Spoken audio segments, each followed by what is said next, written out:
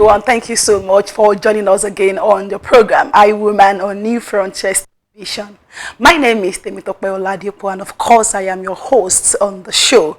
In case it is your own first time of tuning in, this is a program where we bring up women-related issues and we discuss them for us to take one or two lessons away from it. And today's episode is not going to be a different one. We are going to bring up a very important issue, particularly in empowering our women for career growth. Many women are making giant stride, bringing their voice out for the public to hear and doing excellently well in their chosen profession. But despite everything that they are doing, they still have one or two challenges they face in growing their career, growing their profession, growing their business. So this is going to form the basis of our discussion today on I Woman. And joining me to have this conversation today on this episode is Dr. Temitope Babajide, my namesake, of course. Dr. Babajide is the immediate past chairman of Ibadan and District Society of ICANN, that is the Institute of Chartered Accountants of Nigeria. It's good to have you on the program. It's good to be here. It's good to be back on this program again. Good day, everyone. It's a nice one. It's a long time. Yeah, it's been a long time. So let me first exactly. Let's thank God for life, because see you today brings a lot of joy. Thank you, God. And congrats on your PhD. Thank you so much. Congratulations. The last time you were here, you've not gotten that. Yes, thank you. That's part of empowerment. Exactly. So talking about empowerment, it's quite a broad word. But in this context now, how do you think women can be empowered? Thank you, my namesake. Thank you very much. It's so good to be here, and I want to appreciate the New Frontiers TV too. It's a new environment, it's a new building, everything is springing new. We thank God for that. So when we're talking about empowerment, what do we really mean by empowerment initially? Empowerment to me is very broad. It's like giving power to whoever, to men, to women, for them to be able to control whatever is within their power, for them to be able to make choices, for them to be able to flex their muscles, achieve their aims. That is when you empower them. The power is with them, the ability, they have the choices within them, and they cannot bring it out. Most every one of us have so many things that are embedded in us, but it's the ability and the environment that you require to be able to come out with what is there. There's something you feel, so you can do this, you'll be surprised. So you have this within you. It's because you are not, maybe you don't have the enabling environment, or you don't have the enabling resources. But now you now give them those things. That's when you are now empowering them to come out with the best that is in them. That's empowerment. Yes. That's just it. It's not about, sometimes when I see people, particularly people at the corridor of power, politicians, giving out grinding machine, giving out, what do they call it again? Different give out this mawa, keke, this machine tools, whatever. Dryer to hairdressers. This is the kind of things they actually call their own empowerment. That is their own empowerment, and because they have resources with them. And it goes a long way too, because there's some people maybe in their background, in their own community, that they are not doing whatever. We have so many people that are not doing more. So it's to empower them. We take this little thing, and God. It's a broad thing. But giving power to the people too, giving voice even to the voiceless. Let them be able to say what is there. Let them be able to achieve their aims, to actualize what they have been nurturing is empowerment. You've had a very great position, talking about you being the immediate past chairman of Ibadan District Society of ICANN.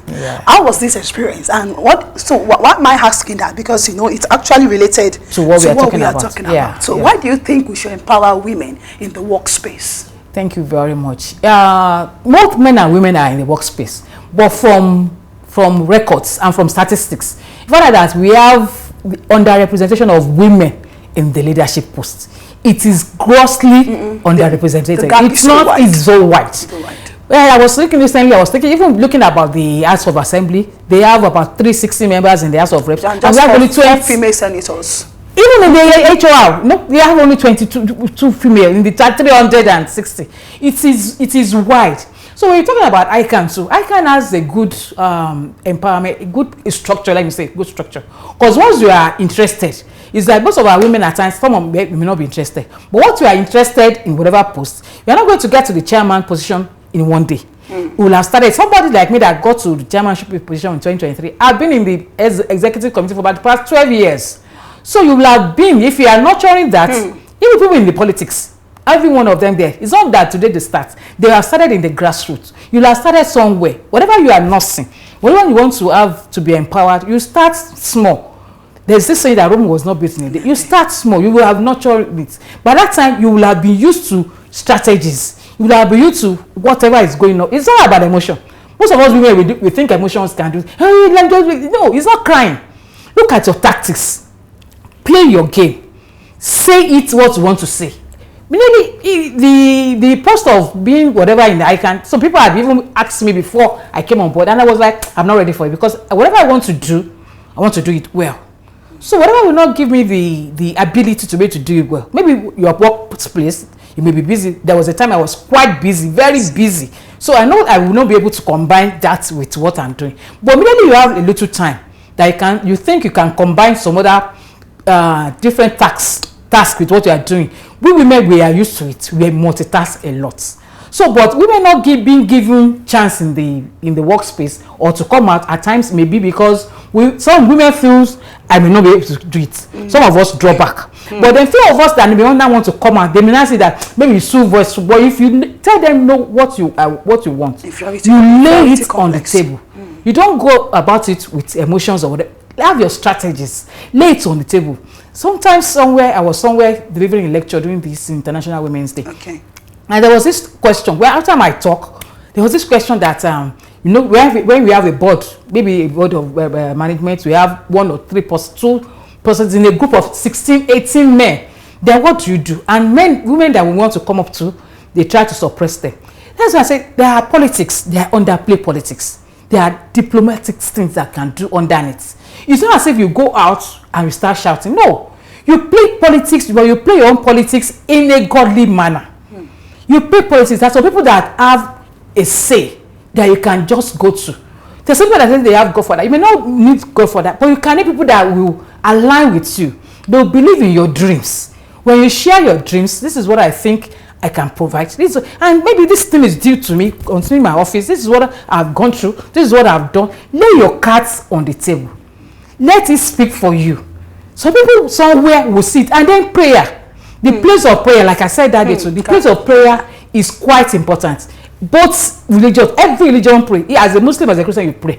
So as a Christian, go on your knees, pray. And that this thing, you want to lay it. Even the spirit will direct you to who you are going to talk to. You talk to some people, you play your cards well. You lay it on the table. It's not as if I'm going to cry. No.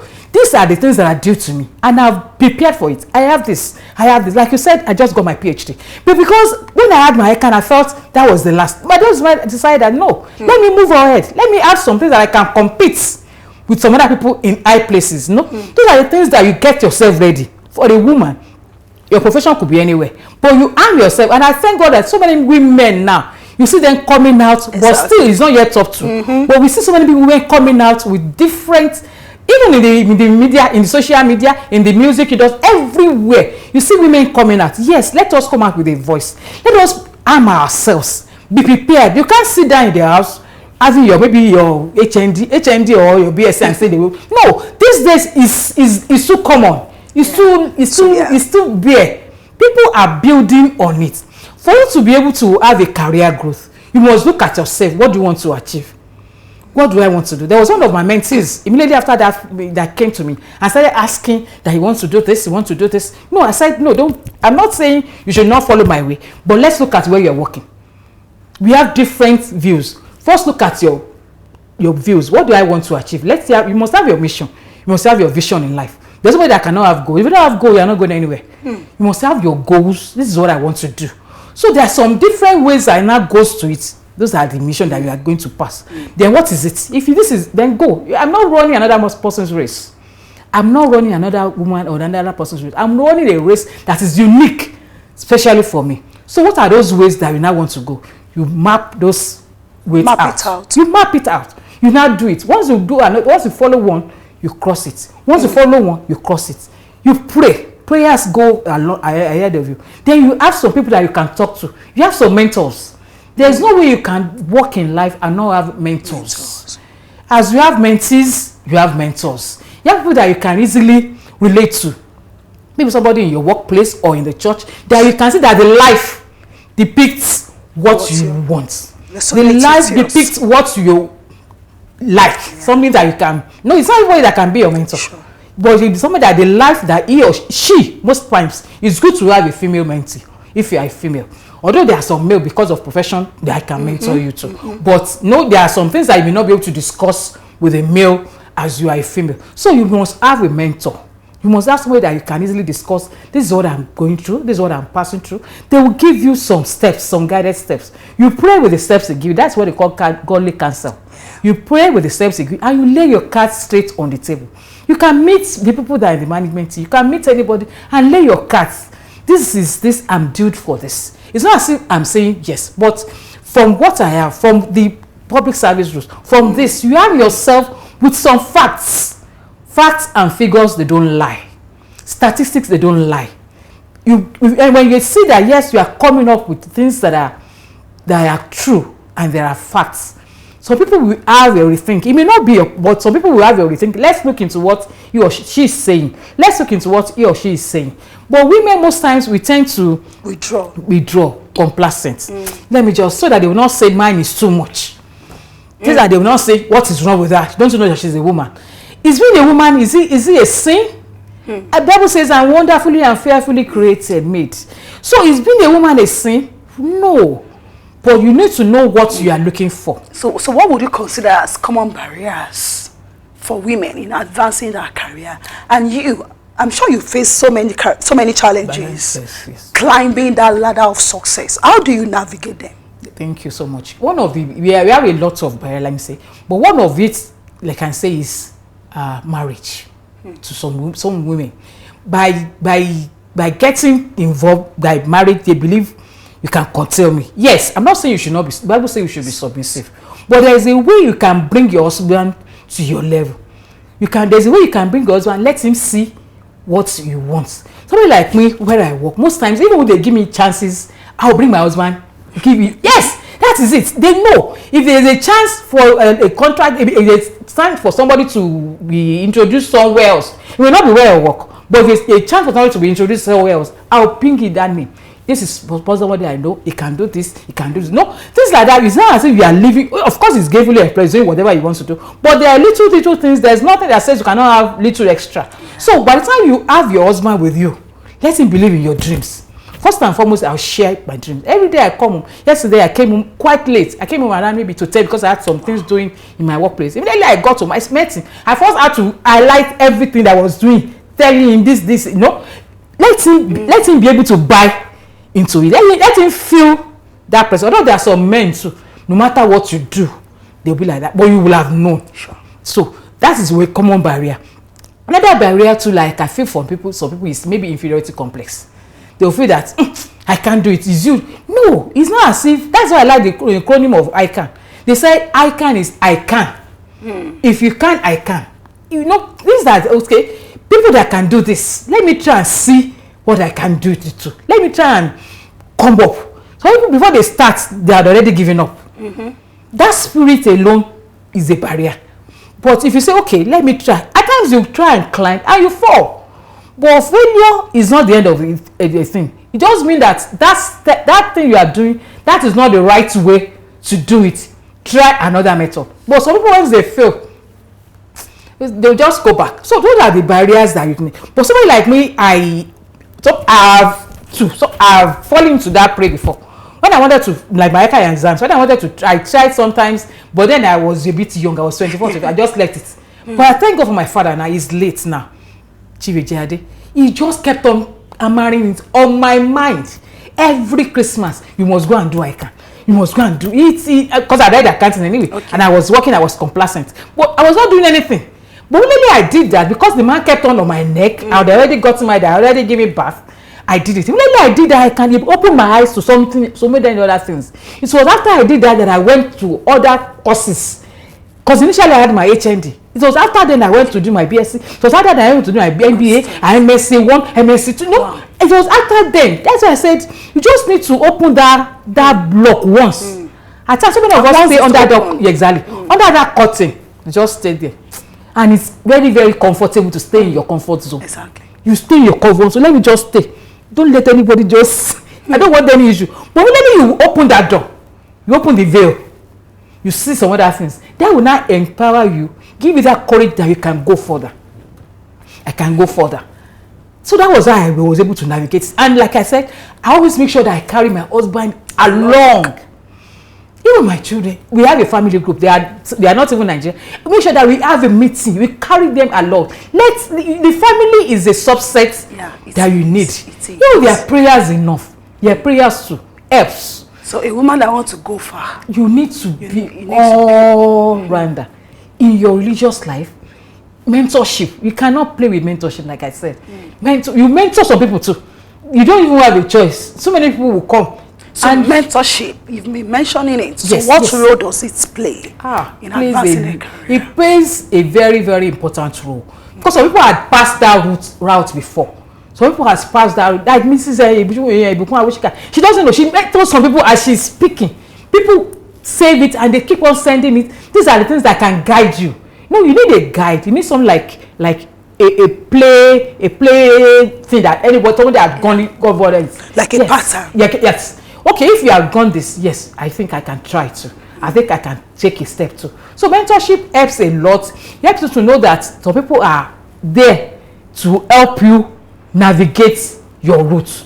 Some people are there to help you if you fall. This is the ways that you can take it. It's not sin to follow. It's not a sin to make a mistake. I was chairman of ICANN to the glory of God for 12 months in Ibadan. I thank God that I had so many people that were working with me because, of course, as a chairman, you're not working alone. We have a committee. We have an ESCO committee. We have different committees of the districts. So every of the districts, every of the ESCO, we carry them along. Everybody works. But if there's anything that we do not do right, we have the ADLs there. That's why we have a board. We have a past chairman. You can just ask them. That is the place of mentorship. Please, sir, we want to do this. We want to do this. I think we have done it before. This is I'm the 23rd chairman. We have 1, 2, 3, 4, up to 22. Those are the men that had passed through this line. And we have only one female before. I was the second female chairperson. Everybody had been male. So you have people that you can ask. Let's follow the footsteps. And if you want to be dynamic too, you want to be dynamic, fine. There are some things that I started being that this is what I want to do. But then you make inquiries from people that have done it before. What are the things I can input into this to make it unique? To make it different. So you must contribute your own quota. Definitely, that it is important. There's nothing anybody can do without putting that there. We are all building like a structure. We are all building a structure. Yeah. You come and you build your own. But you know, in all of this, there are some stakeholders that we cannot minus from the equation. Of course. Now, so what would you say should be the responsibility of organizations, society, to create an enabling environment for women in the workspace or in every aspect of life? Thank you very much. The society has a lot to do. The society has the main thing is for women to let them be able to realize that women have their self-worth. Women, but because when they want to talk, you shut them down. They don't have their self-worth. But the environment, the community has a way to do it so that when people are talking, when they organize programs, when they invite you, you can go and let them be given a voice. That is when they know that, yes, I have my self-worth. I like one thing that somebody just did. I think one of the artists did recently, maybe the last week. And he gathered different women together for them to be able to speak, to talk. Let them be able to let them be heard. There are some 5 components of women empowerment, like I say. Most women recognize their self-worth. I am worthy. I am a vessel unto honor. Nobody can push me away. That is number one. First, you want to. Then recognize that you have a voice. There are opportunities and resources. Organizations will always give you resources, but for you to be able to now navigate your way around it. At times, it's just lay there, so people will not take the opportunity. And you see some women too taking the opportunity. In some organizations, they try to suppress them, but there is no. You're not going to do Moses. You're not going to say you want to overcome by Moses. You are not being showed. You strategize. That's why I said there are some underdogs. There are some other plays. You strategize. You come up. You try and talk to some people that you need to talk with. You try and meet some people in the top echelon that you can talk to prayerfully, my sister. Prayerfully, because there are so many things that you do. If you are not going there prayerfully, you will meet up with something. But once you have been prayerful before, and the Spirit now guides you. At times, even fasting and prayer. I remember when I was doing my a lot of fasting and prayer, because there are some things that when you want to talk about, you want to go for a program, you want the Spirit of God to lead first, and now to take charge of the environment. So that same things happen in the organization too. People that you want to go and talk to, you ask that the Lord will give you voice. The Lord will give you, let them be having that ability to listen. Because at times when they shut you down, some women will go back into their shell. What do you want to say? What do you have to say? And some men can say it. But if there's a woman say, no, just keep quiet a bit, then you will not come back. I have something to say, because this is what I want to say. And this ready to listen. You must be facts. You must be tactful and be factual about what you want to say. And maintain your points. You must have your points anyway. Not that you just go there, when it was a point, no, no. That is what we try to do. We allow emotions. We allow emotions to take the best part of us as women. No. Ask. If that is somebody like you can ask, and ask that the Lord will empower you, that emotion will not overcloud your judgment at times. That thing, and most things that we ask for, the Lord gives unto us. So you ask and you go out, speak out. The first thing, when you speak out in your organization, let them know that you are talking. Let them know that, yes, for this, I have to say. And I always speak. In the environment, in the community, you can start with your community alone. You can start with wherever you are living. Yeah, grassroots. Thank to God, I'm one of the ESCO of our grassroots. So I speak, you talk out. Let them know that this is what you want to say. It's not as if you are going to be rude. No. There's a place for that. When somebody is talking, you keep quiet. You don't have to let your voice be above every other person's voice at every point in time. It doesn't make sense. When they are talking, let everybody say it. And at times, you just wait. Raise up your hand. I have my point. Lay your facts together. Everywhere. You start small. Before you know it, you are going up. Before you know it, they recognize you. They will call you. They will call you there. Yes. Sometimes education is important. Very easy. It's key. But everybody cannot have the opportunity to go through that route. Right. So what other skills do you consider necessary for women to advance? We have a lot of skill. If it's that, we have a lot of skill. Those people that are in the market, to be selling things, they have a lot that they are selling, and they empower themselves. I know some of my sisters that they empower those younger ones. They give them trade credits. They buy goods in the morning, early in the morning. They will go and buy goods on credit without paying a dime. They will go outside on the major road. They will sell those items. They will sell with their profit share. They will go back, pay the person, and take something home. No matter what, they are going home with something else. The following morning, they are already there. They go and collect trade on credit. So that is, even in the market, that agbeni or the that's what they do.